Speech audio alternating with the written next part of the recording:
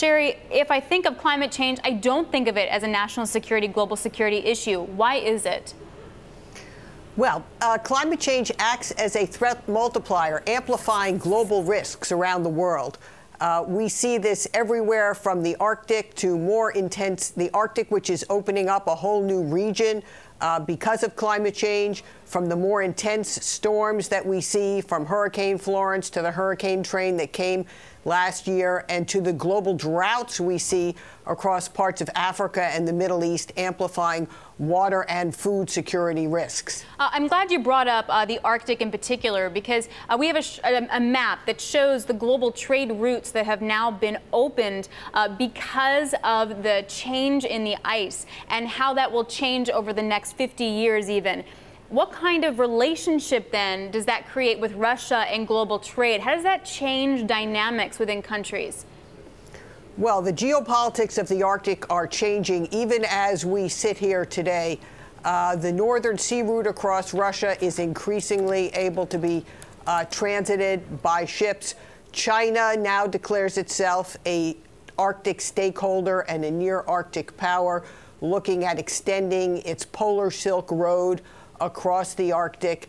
And we see new players in the Arctic every day looking at extracting the many resources, the energy, the minerals, opportunities for trade and transit. So it's really a whole new region, a whole new ocean that's opened up in our lifetime, creating both opportunities but many risks. It's still very dangerous to operate in that region. 100%. You also brought up the drought, and we saw that in Australia, we saw that in Europe, the wheat crop getting completely creamed. The longer term conversation is that a lot of farmers are small business farmers in the world. If they can't get a good crop and they can't get a good price for their crop, that is an economic unrest situation. Walk me through what you see. Yes, well, I see the instability arise as these prolonged droughts put small farmers, herders at risk.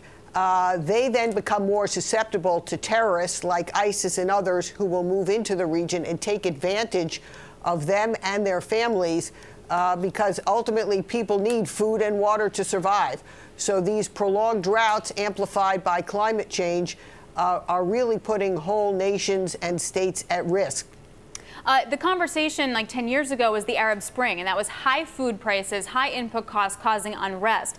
Obviously led to huge unrest in the Middle East and Africa and a lot of regime changes. What's going to be the result of this? Well, you know, we've been able to reconstruct quite well that the prolonged drought across Syria and across the Middle East and the wheat crop when Russia stopped exporting wheat led in part to the Arab Spring uprising. And we know that these shocks are going to continue. It's just a failure of imagination if we don't look forward and see that the next shock is going to be around the corner. But we do have the opportunity, you know, with these unprecedented risks, of the unprecedented opportunity to prepare.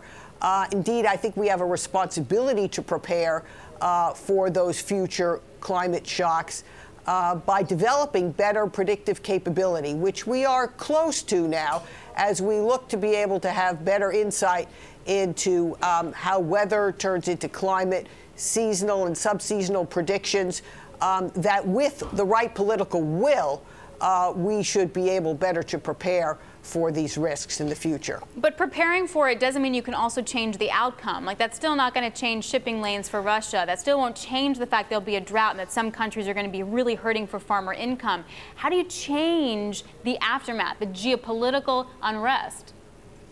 Well, we need to recognize that we have to operate now in a climate change world. We have to adapt and become resilient to it. We need to reclaim the climate leadership that the U.S. Had been demonstrating. We need to work with our allies and partners to really reform our energy system, and at the same time to look at the opportunities to make ourselves more resilient. We're not going to be able to change the climate effects that are occurring across the Arctic, for example, or Africa today, but we can with the right political will and the right tools, become more resilient to those changes and create, in some ways, opportunities to sort of repower those nations, repower those small villages in Africa with wind and solar, and enable them to be self-sufficient off the grid. So, Sherri, quickly, what region or country is most at risk? Oh my, there are so many. I mean, parts of northern Africa are very much at risk, in Mali, Niger, Horn of Africa. But Pakistan is another country very much at risk from increased floods and increased drought, a nuclear-armed country, unstable, at a strategic crossroads, and very much at risk from climate shocks.